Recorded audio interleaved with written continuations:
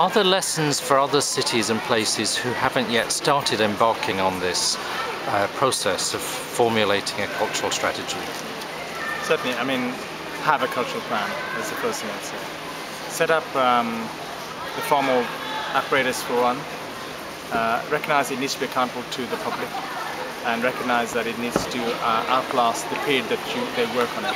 And also to set it up so that it refreshes itself constantly. It needs to be an iterative process, which is consulting, making policy, reviewing, consult, make policy, and so on. That whole cycle needs to continue. But I think you have to have it, because if you don't have it, a lot of things get left out. A lot of good practice doesn't get heard about. A lot of bad practice doesn't get heard about. And actually society rejoices and celebrates to learn about the nature of itself through the mirror of culture. And I think it's exciting as a policymaker to offer that mirror to people. You'll have different impressions of your city, of your society, but I think it's an incredibly exciting thing to do. For that reason alone. We need to correct things in policy or lack of policy, and I think it's a very good tool, a fundamentally necessary tool, to evaluate what you have, what is working, what is not working, what to have more of, and then to go off and implement the findings of that. But each society will set it up in a different way. You may not want to meet around a table in a building. You may need to have the notion of meeting in a very different way. You're in a digital era, but also in an era in 2011 of a lot of flux in civil society around the world, North Africa and Arab world as we speak now. I know my artist friends are at the barricades literally in Tahrir Square in Cairo.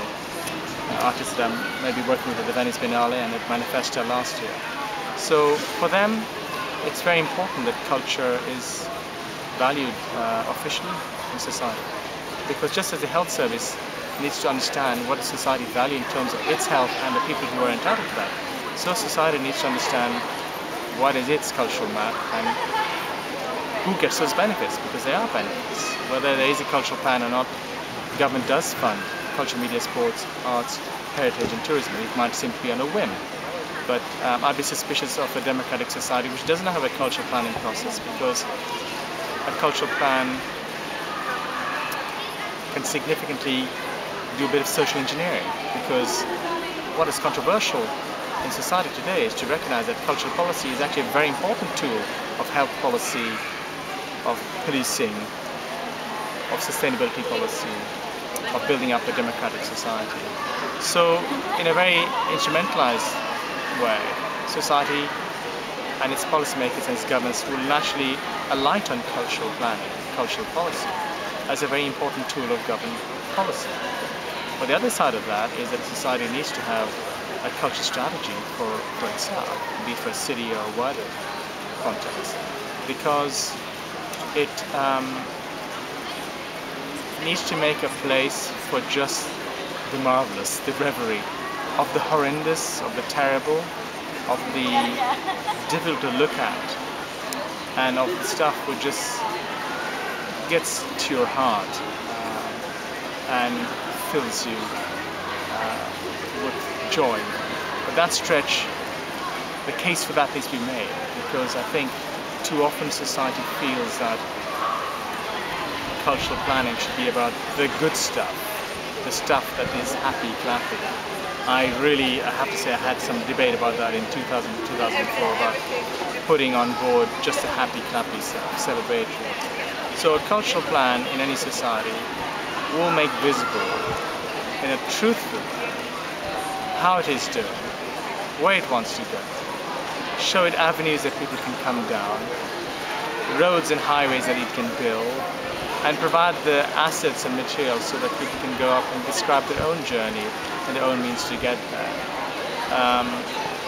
I use the word democratic a few times. I'm also aware that cultural policy is a tool of propaganda. And let's be aware of the history of mankind, humankind, in terms of its use for means which are not so obviously replenishing of civil society. I've stated my allegiance to developing civic yield in any project that I do. And I would say that my bias is that I feel that a society needs to have cultural planning, a cultural strategy, because society has a net gain, a net benefit. It is healthier, more survivable for having healthy, open, participatory culture, media, sport, arts, heritage and tourism. And I do know that our document has been used in contexts which are, in my view, not democratic, where people have used that language, usurped that language. So what I would say is that society and its policymakers needs to reclaim the language of cultural policy, of philosophy, of social anthropology, reclaim it for its everyday use in day-to-day life. Because actually it's about its use, its coming out in day-to-day life. We see the best of culture. And I think cultural planning, when it's authentic and good, responds to that. So investigate it for yourself, but I'm firmly of the view that there should be cultural planning processes in every society, democratic or otherwise. Thank you for sharing your experience and wisdom. Many thanks.